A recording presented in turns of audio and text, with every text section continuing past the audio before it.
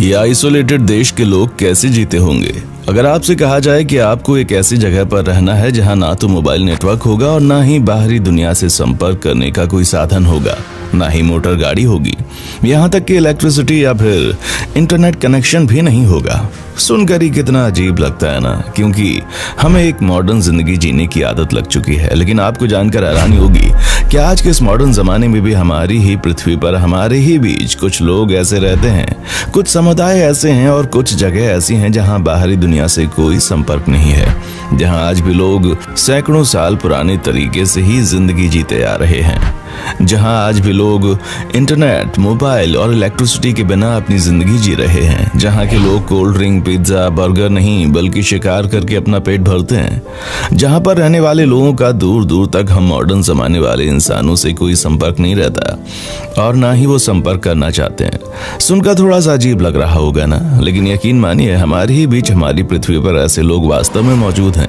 और आज के इस वीडियो में हम आपको कुछ ऐसे ही समुदाय और जगहों के बारे में बताएंगे जिसके बारे में जानने के बाद आपके लिए यकीन करना मुश्किल हो जाएगा कि उनकी जिंदगी कितनी कठिनाइयों से भरी होती है। पाल्मर्स्टन आइलैंड, तस्वीरों में आप जिसको देख रहे हैं वो कितना खूबसूरत है ना। नीला समंदर, सफेद रेतीला किनारा और चारों तरफ हरियाली। अगर आपको छुट्टी बिताने के लिए कुछ जगह का चुनाव करना हो तो यकीनन आप इस जगह पर जाएंगे। लेकिन आपको जानकर हैरानी होगी कि इतनी खूबसूरत सी दिखने वाले इस आइलैंड पर सिर्फ और सिर्फ 35 लोग रहते हैं। इस आइलैंड को आज से करीब 150 साल पहले एक ब्रिटेन में रहने वाले इंसान ने बसाया था। और उससे भी हैरानी की बात तो यह है कि वहां पर रहने वाले 35 लोगों का बाहरी दुनिया से कोई संपर्क नहीं रहता। वहां ना तो इलेक्ट्रिसिटी है, ना ही मोबाइल, ना ही इंटरनेट कनेक्शन। साल में 2 बार एक बड़ा सा जहाज वहां पर आता है और उस आइलैंड पर रहने वाले लोगों को जरूरत का सामान मुहैया कराता है, जिसके बाद अगले 6 महीने तक वो लोग उसी सामान पर पूरी तरह से निर्भर रहते हैं। इस वीरान आइलैंड में किसी भी नजदीकी देश में जाने के लिए कम से कम 10 से 12 दिनों तक समुद्र की यात्रा करनी पड़ती है। यहाँ का मौसम इतना भयंकर होता है कि हेलीकॉप्टर या फिर चार्टर्ड प्लेन से भी इस आइलैंड पर पहुंचना संभव है। यहाँ रहने वाले लोग जब किसी गंभीर बीमारी के शिकार हो जाते हैं या फिर कोई दुर्घटना हो जाती है, तभी उन्हें 10 से 12 दिन तक की समुद्री यात्रा के बीच किसी दूसरे देश ले जाया जाता है। ये पैसिफिक ओशन के बीच में बसा हुआ एक छोटा सा आइलैंड है। खैर, ये तो हो गई समुद्र के बीच बसे किसी वीरान आइलैंड की बात। लेकिन अब हम आपको जिन जिन लोगों के बारे में बताने जा रहे हैं उनका नाम है मास्को पीरो। मास्को पीरो, ये सुनकर भी कितना अजीब लगता है ना कि इस वक्त हमारी पृथ्वी पर एक ऐसी जनजाति रहती है, एक ऐसे लोगों का समुदाय रहता है जिससे इस बात का अंदाजा ही नहीं है कि बाहरी दुनिया कितनी मॉडर्न हो चुकी है। और उससे भी हैरानी की बात तो यह है कि हम आधुनिक इंसानों को समुदाय के रहन सहन और जीवन शैली के बारे में बहुत कम पता होता है, क्योंकि मास्को पीरो नाम की ये जनजाति अमेज़न के जंगलों के बीचों बीच रहती है। और तो और इसे आधुनिक इंसानों से इतनी नफरत है कि ये उनके करीब ही नहीं आना चाहती। आज के वक्त में इनके समुदाय में सिर्फ और सिर्फ 200 से 250 लोगों की संख्या है, लेकिन वो जिन जंगली तरीकों से अपनी जिंदगी को जीते हैं उससे बहुत ही खुश हैं। हैरानी की बात तो यह है कि ये किस भाषा का इस्तेमाल करते हैं उसे आज तक कोई नहीं समझ पाया। शायद आपको यकीन नहीं होगा, लेकिन इन लोगों को यह भी नहीं पता कि अमेज़न के जंगल के बाहर भी एक दुनिया बसती है, मिजिंगो आइलैंड। जब कोई मछुआरा समुद्र में मछली पकड़ने के लिए निकलता है तो वो मछली पकड़ते पकड़ते काफी दूर निकल जाता है, जिस वजह से शाम होते होते उन मछुआरों को वापस से समुद्री किनारे तक आने के लिए एक लंबा सफर तय करना पड़ता है। लेकिन युगांडा और केन्या में रहने वाले मछुआरों ने इस समस्या से बचने का एक गजब का उपाय ढूंढा। उन लोगों ने देखा कि समुद्र के बीचों बीच एक ऐसा आइलैंड है जहाँ पर कोई भी नहीं रहता, जिसके बाद उन लोगों ने किनारे से कई किलोमीटर दूर समुद्र के बीच उस आइलैंड पर अपना टेम्पररी घर बनाना शुरू कर दिया। देखते देखते वहां पर सैकड़ों मछुआरे और उनके परिवार रहने लगे।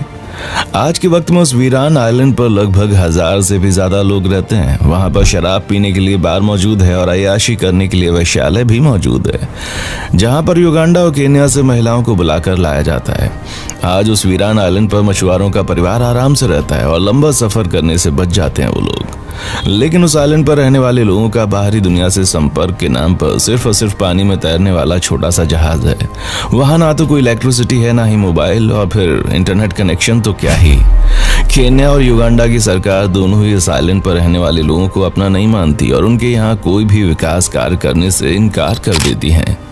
द एवा ट्राइब। जब कोई इंसान हम आधुनिक इंसानों से अलग होकर अपनी जिंदगी जीता है तो हम लोग उसे आदिवासी या फिर किसी समुदाय का नाम देते हैं, और उन्हीं आदिवासी समुदायों में से एक है एवा समुदाय, जो ब्राजील के पास अमेज़न के जंगलों में रहता है, जिसके अंदर करीब 300 लोग रहते हैं। आज से लगभग 250 साल पहले अंग्रेजों ने इस समुदाय के लोगों को उनके साथ आने के लिए कहा। समुदाय के लोगों ने अंग्रेजों का साथ तो दिया, लेकिन बदले में अंग्रेजों ने उनके जंगल को काटकर वहां पर घर मकान बनाने की प्रक्रिया शुरू कर दी। जंगलों को काटता हुआ देखकर इस समुदाय के लोग आधुनिक इंसानों से नफरत करने लगे, और आज के वक्त इस समुदाय में सिर्फ 300 लोग बचे हैं, और वे स्वेच्छा से जंगलों के बीच आधुनिकता से दूर होकर रहना चाहते हैं। अफसोस की बात तो यह है कि साल 2003 से 2010 के दौरान जंगल की कटाई करने वाले लोगों ने इस समुदाय के लगभग 400 लोगों की हत्या कर दी थी, क्योंकि इस समुदाय के लोग मरते दम तक जंगल की कटाई का विरोध करते रहे। कुछ साल पहले ही जंगल काटने वाले लोगों ने इस समुदाय में रहने वाली एक 8 साल की बच्ची का कत्ल कर दिया। यही वजह है कि ये आधुनिक जिंदगी और आधुनिक इंसानों से नफरत करने लगे हैं और अपनी पूरी जिंदगी इसी तरह जंगल में बिता देना चाहते हैं। अल-वाहा। अब हम आपको जिस जगह के बारे में बताने जा रहे हैं वहां पर 100 या 200 नहीं बल्कि 800 से भी ज्यादा लोग रहते हैं, लेकिन हैरानी की बात तो यह है कि वे सभी 800 लोगों का संपर्क बाहरी दुनिया से बिल्कुल ना के बराबर है। वहां पर ना तो इलेक्ट्रिसिटी है, ना ही मोबाइल टावर और ना ही कोई इंटरनेट कनेक्शन।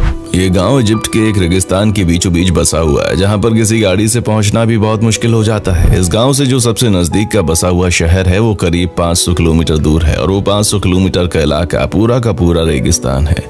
इजिप्ट देश की सरकार ने कई बार इन लोगों को वो अपने गांव छोड़कर शहर में बस जाने के लिए कहा था, लेकिन इन लोगों को अपने गांव से इतना प्यार है कि उन्होंने आज तक अपने गांव को नहीं छोड़ा। जिसके बाद हार मानकर इजिप्ट की सरकार को सोलर पैनल के द्वारा वहां पर इलेक्ट्रिसिटी पहुंचानी पड़ी। आज के वक्त में वहां पर एक स्कूल है और सोलर पैनल के द्वारा घरों में कुछ देर के लिए लाइट भी पहुंचा दी जाती है। वहां की सरकार ने कुछ घरों को टीवी भी डोनेशन में दिया है, जिसके द्वारा लोग इजिप्ट के बाहर की दुनिया को देख पाते हैं। केरगेवलिन आइलैंड हिंद महासागर के बीच द्वीपों का एक समूह है जिसका नाम है केरगेवलिन आइलैंड। ये आइलैंड कितना खूबसूरत है वो आप इन तस्वीरों में देख सकते हैं, लेकिन उसके बावजूद भी वहां पर कोई इंसान जाना नहीं चाहता। लेकिन भले ही वहां पर कोई आम इंसान ना जाना चाहे, लेकिन हर वक्त आइलैंड पर लगभग 200 लोग रहते हैं। और हैरानी की बात तो यह है कि वो सभी 200 लोग बाहरी दुनिया से रत्ती भर संपर्क नहीं कर पाते। उन 200 लोगों में से सिर्फ और सिर्फ आर्मी और साइंटिस्ट होते हैं, जिनका मकसद होता है उस आइलैंड पर साइंटिफिक रिसर्च करना। जब वे साइंटिस्ट और आर्मी की टीम उस आइलैंड पर पहुंचते हैं तो लगभग 1 साल से 2 साल का वक्त वहीं पर बिताकर वापस आते हैं। और हैरानी की बात तो यह है कि इस बीच उनका संपर्क बाहरी दुनिया से नहीं होता और वो वहीं पर शिकार करते हैं, अपनी जिंदगी बिताते हैं। हालांकि वे अपने साथ पैक्ड फूड भी लेकर जाते हैं। ओमयाकॉन।